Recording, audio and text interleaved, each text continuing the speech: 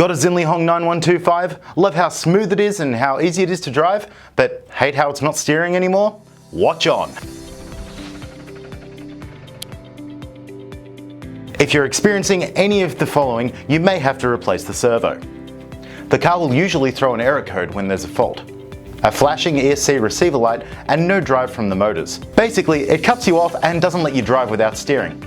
Party pooper. If you turn your radio on first, like you should, then the car, it will bind and you'll get that cool blue light on the transmitter, but the car will be flashing at you. If you turn the car on first, bad, you'll get the same flashing light, but then the car might power down completely when you switch on the radio. Even if there's no flashy error light, if the car makes crunchy, grindy, noisy when you try to steery, it's time for a replacement. So, if you have to replace the steering servo in your 9125, stay tuned. You're only minutes away from earning your RC Mechanic badge. All of these symptoms are 99% caused by a fault with the steering servo. But if you want to make 100% certain that it is definitely the servo causing you headaches, follow this guide and unplug the old servo first, before you order the replacement. If the throttle works without the servo plugged in, then it was definitely the servo that was at fault. Yeah. This is kind of a pain, especially if you are testing the throttle on a half disassembled car, and when you do, it knocks everything on your bench onto the floor. The front diff flies out, the screws and parts fall into a wormhole never to be seen ever again, and chaos ensues. So, if you do want to check it when the car is half disassembled, just go gentle with the throttle. It's a pain, but hey, if you want to be absolutely certain it's the servo before you order any parts, the option is always there. Also, this is how you get into the front to replace the diff, so consider this video a twofer. So, disassembly. First, make sure you get the right servo for your car. The part number you want is 25-ZJ04. This is the stock 5-wire servo that comes with the car. There is also a version of this servo available with a Futaba J connector, but if you're just repairing an otherwise stock vehicle, you'll need to use the 5-wire original. We only need one small Phillips head screwdriver and some pliers for this job. Thanks, Zinli Hong.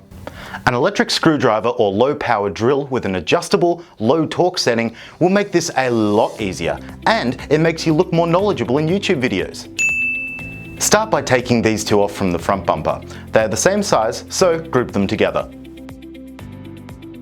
Now we're going to take the screws out of the hinge pin retainer, not the hinge pins themselves. We do it this way as it keeps everything together, and the threaded part of the hinge pin is easily stripped due to its small size.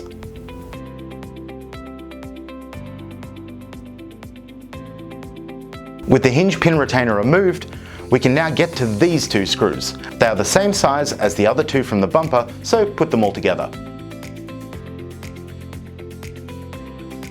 Now we can take the 4 screws out of the front upper chassis to get into where we need to. Group these screws together, as if you put them in the wrong spot during assembly, you'll likely jam up the front diff, and not know why. 4 long screws, top of the chassis. There it is, the servo we'll be replacing, and the diff too, if that's why you're here. For the servo, take the 2 screws out of the holder downerer and gently unplug the servo from where it's plugged in. Then, gently pop the horn off the ball joint with your pliers if you like. We're at the halfway point now, so make sure you're staying hydrated. Using pliers, gently pop the horn back onto the ball joint. Now, remove the battery tray by taking out these 6 screws, 4 in the tray itself, and then 1 on each side of the power button. This gives you a lot more room to plug the servo in properly. It only goes in one way, so make sure the connector clicks in easily. You don't want to damage it right as you're so close to having it installed. These screws are all the same size, so keep them together, and as soon as you've plugged the servo back in, reattach the tray. If you like, you can power the car on now and test the steering. Gently. Put the servo top plate back on with the two 2.6x7mm screws. Making sure not to squish any wires, you can now put the top deck back on with those 4 2.6x20 screws. Put the screws back in for the bumper and the other 2.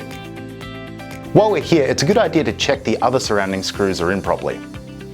Now we're going to put the front back together. Start by making sure the front drive shafts are seated nicely in the diff's output cups. and that the upper A-arms are in the correct position. Now, push the retainer into place, pushing the hinge pin through the upper A-arms.